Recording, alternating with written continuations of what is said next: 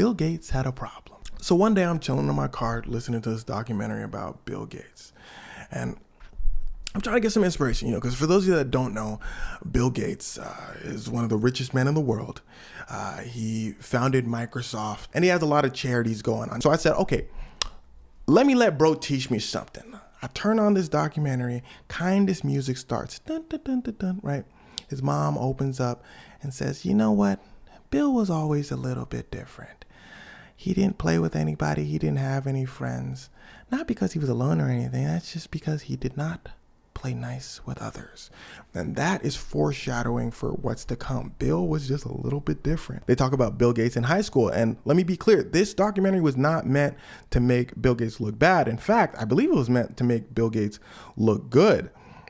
But there's only so much you could say about Bill. And you'll see, again, what I mean in a moment. So Bill Gates enters high school, and they say Bill Gates, a bright young kid, goes over to high school, and like his mama said, he don't play well with others, so he starts stealing people's projects. That darn Bill. Yeah, so what Bill Gates did was he had a super close friend that he worked night and day with on computers. And this is when computers were like first becoming a thing. Like they were trying to perfect computers and all that. He's working night and day on computers. When they start to get near the finish line, he tells his friend, look, I'm the leader now, just straight up, I'm the leader now. You're second to me. Whatever happens from now on, they talk to Big Bill. They talk to you second. Forces it in. That was just Bill. He didn't understand any other way. He didn't understand negotiation. He said, this is mine now. Okay. But Bill understands his hands. I wish a pencil neck was trying to rob me. No, I'm saying, you know what? Bill was wild back in the day. Have you seen Bill's mugshot? Bill did not care. I think Bill would throw those hands back. I feel like if somebody has the gall to walk over to you on your joint project and say, this is mine now, you might want to watch out for that person. That person might be a little bit different. Kids, let me tell you, that person might be a little bit different. But kids, let me also tell you something. Don't let that man punk you out. Or, you know what I'm saying? That man or that woman, don't let them punk you out. Because what if I'm different? You know what I'm saying? But hey, kids, no violence, none of that. But don't let them punk you out. Anywho. Where was I? I don't know, but I'm just saying one of us will have to die. That's all I'm saying. Anyway, fast forward a few years. Bill is deep in the computer game at this point, right? Another company is super deep into the computer game as well. Actually, two companies. One called IBM, one called Apple, and Bill's is Microsoft. Now, Apple was led by a dude named Steve Jobs. Steve Jobs and Bill Gates actually become friends because they both realized they were both a little bit different. They would do whatever it takes to get these computers out, right? Get these computers out on the block. But IBM had way more money than Apple and Microsoft starting out. They controlled the space of computers. Now, again, Bill Gates, a little bit different. He said, not for long. And I'm going to do whatever it takes to be number one. Steve Jobs saying something similar, but the two would frequently collaborate. So here's where things started to get wicked. Steve Jobs, the founder of Apple, goes over to this company called Xerox, okay? Xerox starts using this thing called a mouse, right? You know, the mouse that you use? They start using this mouse to basically click on stuff to make paper. I don't know what Xerox does. They make paper, something like that. They print paper. They print paper. So Steve Jobs says, ooh, what that is? Xerox says, no, we use this to click on things. Computers were not the computers of today. Computers back then were a little bit different. There was just like a black screen. You start typing stuff in. You know how coders be looking at? I don't know. My sister's a software engineer. You know how them computer folks be doing some computer stuff. I think they even call them word processors at a certain point. Okay, so that's how computers were back in the day. There wasn't like Windows, icons, and the mouse. So Steve Jobs instantly realizes, oh, this is how I can get Apple on top, by making the computer usable for everyone. Make it make sense, okay?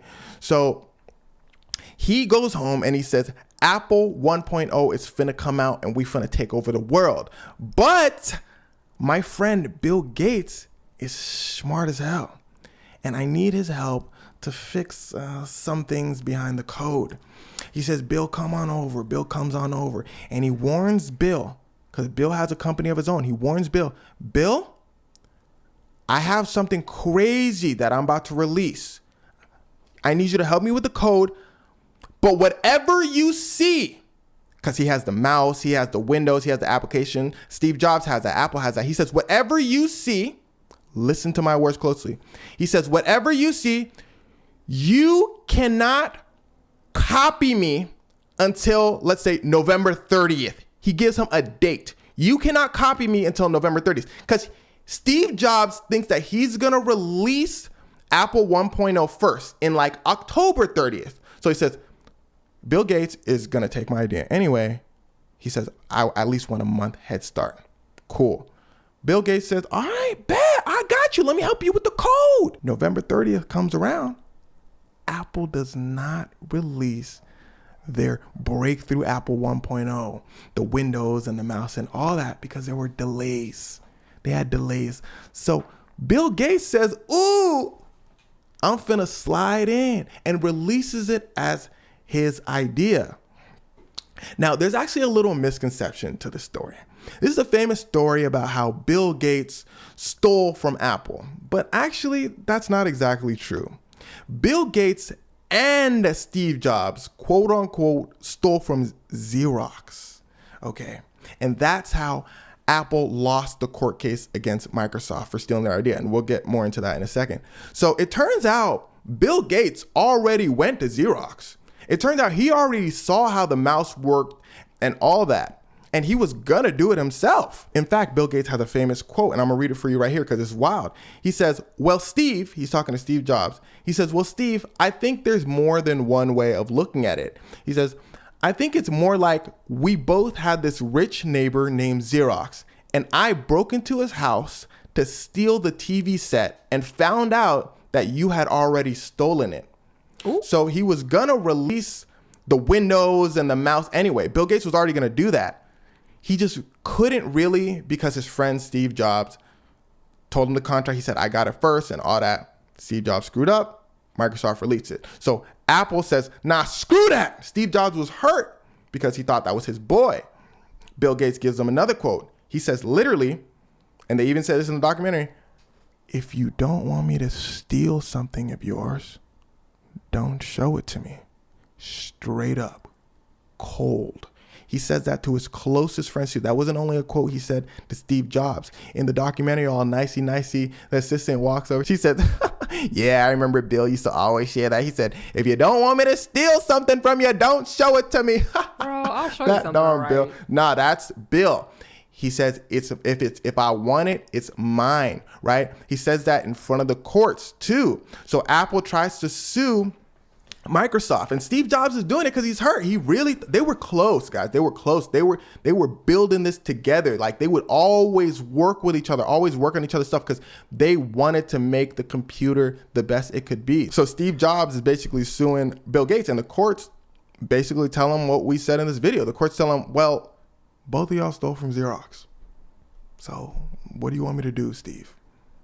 But to get a little more technical in this story, you can't really say they stole from Xerox. They just weren't very nice. Let's just say Xerox shared the ideas willingly, and Bill and Steve both hired people from Xerox, but Xerox didn't know the gold mine they were sitting on. If you told Xerox back then, if you take that mouse and you take that Windows application and you make it into a computer, y'all finna be billionaires, they might have done it.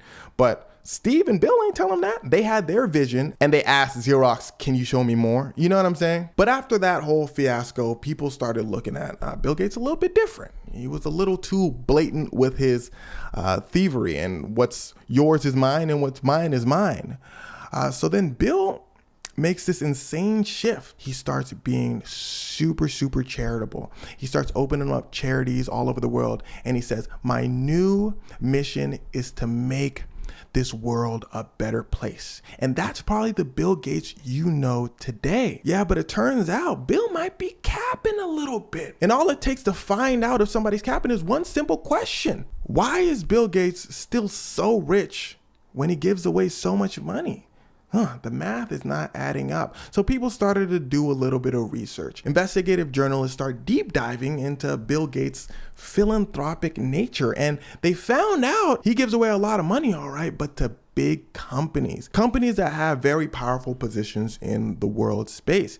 He owns a lot of the healthcare sector and a lot of big companies in strategic places in general. Here's a little example for you. When COVID-19 happened, Bill Gates, and I'm not going to get too deep in the story, but Bill Gates was basically in a position from his charitable donations to big companies to make a lot of money from that vaccine. And this all sort of made sense to me because, again, people are people, but there are different spectrums of people, right? I'm not going to say my neighbor Joe is the same as, let's say, someone like Beyonce. You feel what I'm saying? I don't know if my neighbor's name is Joe, but I know he not grinding like Beyonce grinding, like Michael Jordan grinding. Like, they have a different sort of mindset. You feel what I'm saying? Like, some people just think differently. Bill Gates' mindset, again, seems to be, I want it all and I want it bad.